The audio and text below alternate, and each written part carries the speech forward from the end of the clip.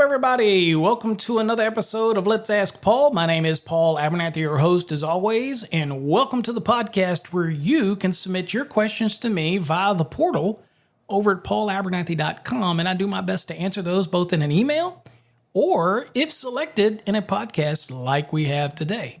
So thanks for sending me questions in. Thanks for visiting our websites, and hopefully you've downloaded our newest app, which gives you access to everything, not just the podcast, but my blogs. It also gets you access to me. I send push announcements on certain topics, like the recent recall with Schneider, and send you links and all different types of things. You also can get access to the Sparky Hub.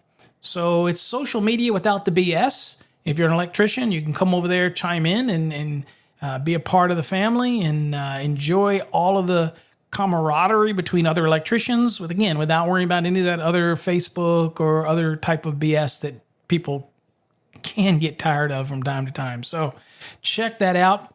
Also, if you're looking for any neat swag, shirts, hats, mugs, stickers, whatever that signifies your pride as an electrician, whether it's a journeyman, master, check out Electrician Pride. So check it out over at electricianpride.com. And we have a bunch of stuff for you to check out, and might be interested in getting any of that type of stuff. It is direct print, so again, it is slightly more expensive, but again, it's because it's not stuck in a warehouse. It's made to order, so check that out. But I appreciate everybody that shows us some patronage over there on the electricianpride.com website. All right. Again, if you want to listen to this podcast, you can go to paulabernathy.com. You can listen to them all there, but you also, again, can listen from our new app. We have a link right there for the podcast. You can listen to all of them right from your phone, stream it to your car, Bluetooth, whatever you want to do. They're all available there. Of course, our podcasts are also syndicated on Spreaker, Apple, Google, Deezer, iHeartRadio, a bunch of different ways. Just go looking for Master the NEC, or if you're on your Alexa devices that, if you have those and you like to listen like I do, you can just ask her to play the National Electrical Code podcast, and usually we come up as the first selection. If it's not the latest edition, just say, play the latest edition or something to that effect, and it'll tell you whether or not you get the latest edition. Anyway, you can listen to them all there. So there's many ways for you to listen. So again, we appreciate everybody that has been listening to our podcast. We much, much, much appreciate it. All right. Oh, also, if you haven't listened yet, check out Kicking It with the King. His podcasts are out over at Anchor, anchor.fm/The Basement King. And you can listen to those, but you can also listen to those from our Facebook or our YouTube page as well. They're available there too. You'll see them. The Basement King's logo is right there. It's easy to listen. You can also listen from Electrician Pride. No, not Electrician Pride. That's a goodies. You can listen from electricianlive.com as well. So check that out if you're interested in listening to Kicking It with the King, who talks about electrical contracting and all that kind of good stuff. All right, let's get into today's topic. Pretty good topic. Actually, disclaimer, I have already responded to this person and gave them my insight. Sounds like a question today is a little bit of a water cooler type question. But I'll do my best to answer it for you and give you any insight. Again, so for the listener, I've already answered you, but I'm going to do it for those that are listening's benefit. It says, at work today, I asked my coworker if once the box is grounded, we'll assume bonded, and connected with all the grounds, can I put the ground for each device to the box on their own ground screw instead of wire netting them together? Okay, so this sounds like a situation where you have a metal box, you have equipment grounding conductors, they come in the box, you've wire netted all of them together, okay, trying to keep that continuity, trying to follow 250.148, the continuity of equipment grounding conductors, and it seems like you have bonded the box, which also will be a part of 250.148 that requires you to bond the box. All of this is to provide an effective ground fault current path, which is required by 250.4A5 to establish that effective ground fault current path. So it sounds like you've done all that. What it sounds like to me is you want to put a receptacle in, let's say, and you want to know, can I go right from the device straight to the metal box? Short answer to that is absolutely you can.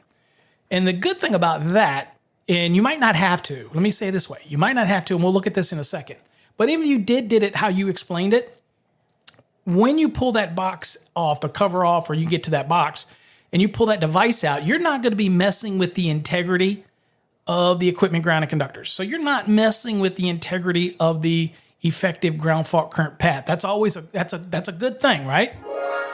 Absolutely. That is most certainly a good thing. Okay. So that's staying intact. So kudos to you for that. Now, the real question is, do I always need that equipment bonding jumper from the metal box over to it, or from my wire nutted conductor equipment grounds over to the actual receptacle? Let's just talk receptacles. The answer to that is not always. So where would I direct you to this? Now, you've got your code book, I am more than sure at this point, and you're going to go look at 250.146. Now, section 146 is talking about connecting receptacle grounding terminals to an equipment grounding conductor. So this is the green screw that you have on your device, in this case, a receptacle. Okay. And it's talking about making that intimate connection between the equipment grounding terminal on the actual device to the metal box, right? Okay.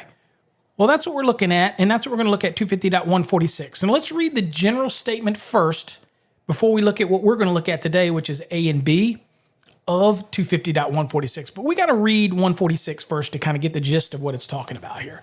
So here's what it says. It says, an equipment bonding jumper shall be used to connect the grounding terminal of the grounding type receptacle, so it's 3-prong plug, to the metal box that is connected to an equipment grounding conductor. So you've done this. You've got your equipment grounds in the box. You follow the continuity requirements of 250.148. You've bonded that box. Your question simply was, can you have a jumper? Answer is yes, but we're going to dig a little deeper. But you've already taken care of the box. Everything's bonded. Equipment grounds are connected to the metal box. All good, right? It says, except as permitted in 250.146A through D.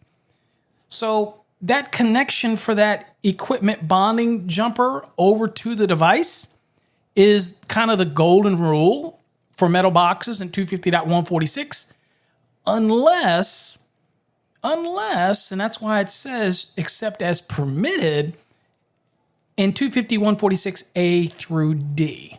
Now we're going to be looking at A and B primarily, but there is an A, B, C, and D here. C being floor boxes and D being isolated ground receptacles. It's not the focus of this episode, so we're going to stick with A and B here. Lastly, it says the equipment bonding jumper shall be sized in accordance with table 250.122, which is the same way you would size an equipment grounding conductor, right? It's all based on the rating of the overcurrent protected device that's protecting that circuit. Okay, a couple things also I usually mention at this point, because again, it can get confusing for a lot of students that are learning the differences. When we say circuit conductors, in this case, let's say it's just a simple 14-2 non-metallic sheath cable, a black and a white, and a bare equipment ground. The circuit conductors are the black and the white. The bare is not a circuit conductor. Okay, that's equipment grounding conductor. That's part of the safety circuit, but it's not part of circuit conductors, right? It's not carrying current. It's not carrying the maximum unbalanced current. It's supposedly carrying nothing unless there's a ground fault condition. So we have to remember that when we say circuit conductors, we're talking black and white in this case. Okay, we're not talking the equipment ground. All right. So when we have to do this connection, it's forcing us to say, okay, well, I need you to use an equipment bonding jumper to connect this device to this metal box. Unless, of course, you're allowed to do something different in A and B. So that's what we're going to look at. So let's look at A first. And again, don't know if this is your situation. Don't know the kind of box you're dealing with. Don't know if it's a flush mount or surface mount. But we'll look at surface mount first, and that's A. It says surface mounted boxes. It says if the metal box is mounted on the surface, the direct metal-to-metal contact between the device yoke or strap, and that's the strap that holds the device. Duplex has 2 receptacles all mounted on a single yoke or strap. Connecting the actual metal-to-metal connection, okay, the intimate contact between the device yoke or strap to the box shall be permitted to provide the required effective ground fault current path. Okay, so this is telling me I do not need that equipment bonding jumper if I have a direct metal-to-metal contact between the device and the metal box of a surface-mounted box. Okay, so that's the first part.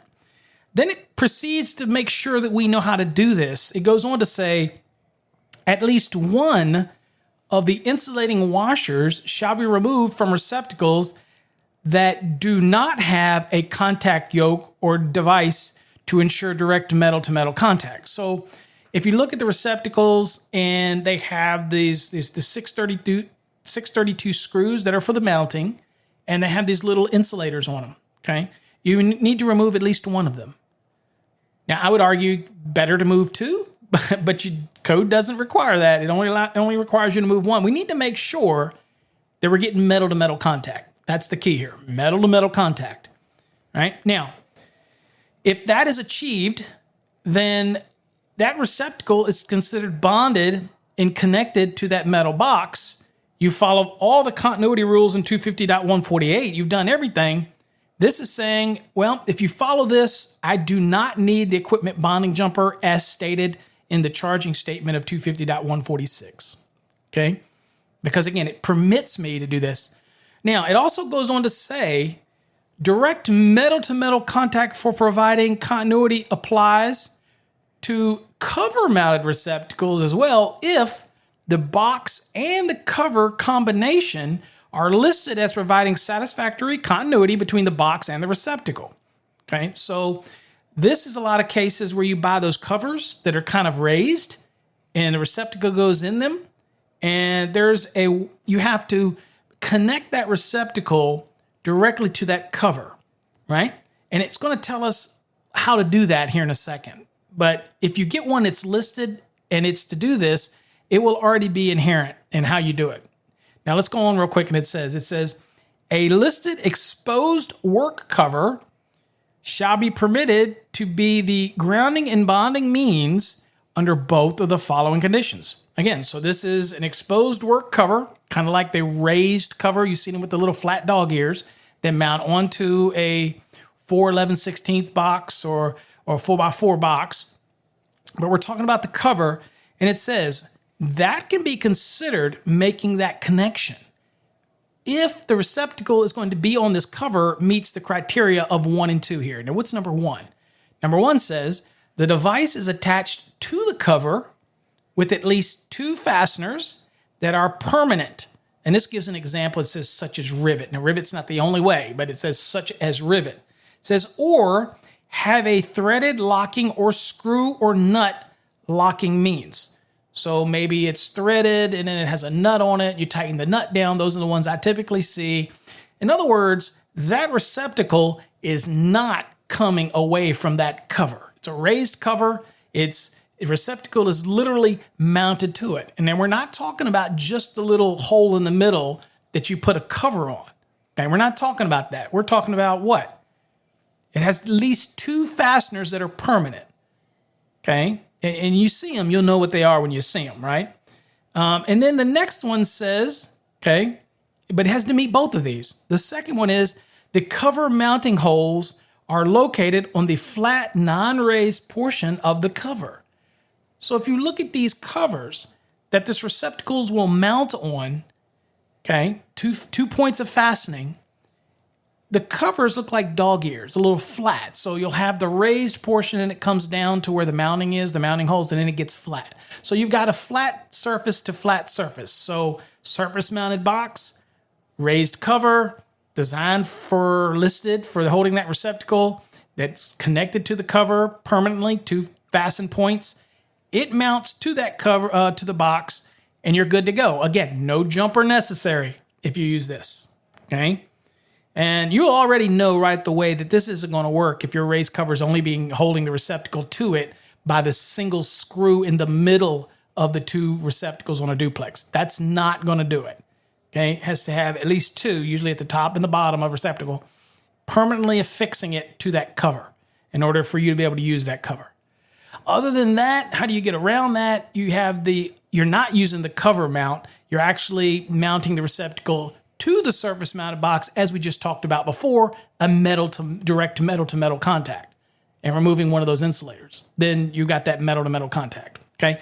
Now, at the end of the day, you could simply still just say, screw all that and run a equipment bonding jumper from the box over to the device, just like you stated, and just don't worry about all this other stuff. Okay. Now, the next one that we want to talk about is B real quick, 250-146B. Now, that is directly dealing with the device or the yoke. And it also pertains to a flush-mounted type box, which is recessed in the wall, so it's just a flush finish.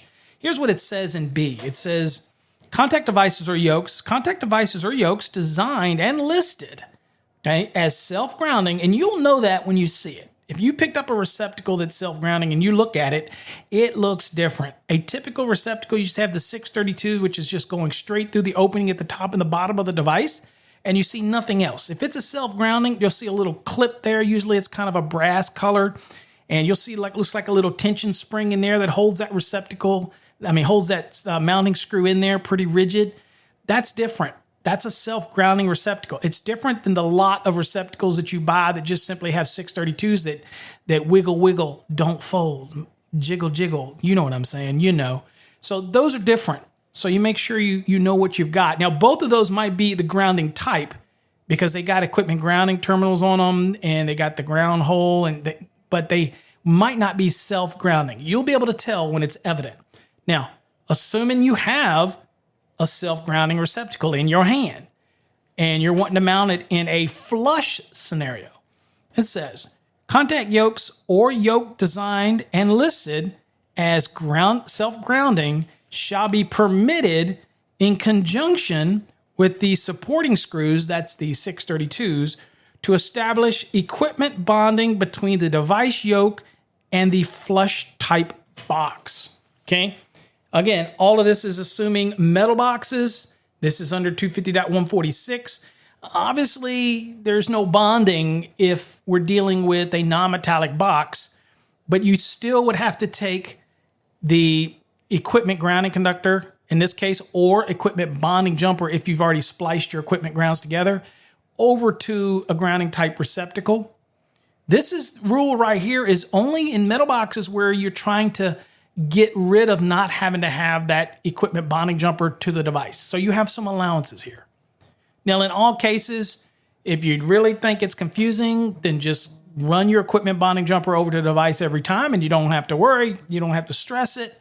But I just want you to be aware that you do have options. So what you stated is perfectly acceptable. And removing that device the way you're talking about doing it would not cause a problem with the effective ground fault current path because that's staying intact. You've put all your equipment grounds together. You connected and made the continuity connection to the box under 250.148. You're good to go. All you're asking is, can you have a jumper to the device? And the answer is yes. But I explained in 250.146 A and B where under certain conditions, you would not need to have that equipment bonding jumper, provided you meet these conditions, okay? So hopefully that answered that question, at least when it comes to dealing with receptacles anyway. If you also want to learn how to deal with switches and whether or not you have to make that connection to that equipment grounding terminal on switches, then somebody out there wants that, be sure to send me and ask Paul, and I'm more than happy to explain that requirement as well. But that's all for this episode. Hopefully you got some out of it. The only other question I have that somebody sent in, well, there's a bunch of them, but the latest one is, where can I get your Fast Tracks program and what's the success rate? The success rate is well over 98.9% for those that follow the program. Those that achieve 85% on their competency reviews, those that do the practice exams. If you go in at half-assed, you're going to get half-assed results. That's with anything that you try to do in life. So if you need to pass your exam, you got to be dedicated. You can come to our Wednesday night sessions. You can ask your questions. I'm always here to answer them for you. But you got to be dedicated if you expect to get success. That's no matter what. There's no givens here. Nobody's going to hold your hand. You have to work for it. And the Fast Tracks program is a very high success rate because it's proven techniques, 19 units, 20 practice exams, 3 final exams. You have competency reviews at the end of every unit in order to test your level of comprehension of what you just read or how to apply the practices that you just read. There is simply no way that you can fail if you follow the program. Just that simple. So if you're interested in success and you're interested in getting that license and not trying to take it 3 and 4 and 5 times, but also if you want to retain that knowledge, then you want to get our Fast Track system. So just go to our website, fasttracksystem.com, go to electricalcodeacademy.com.net.org, go to masterthenec.com.net.org if you want. All roads lead to our course. Look for the Fast Tracks Black program if you're preparing for an exam, or if you just want to learn the NEC at a higher level. That's what you need to be, okay? All right. Well, that's it for this episode, folks. Until next time, remember, send those questions in to Let's Ask Paul at paulabernathy.com. Take care. Stay safe. And again, happy Father's Day to all you fathers out there. Take care.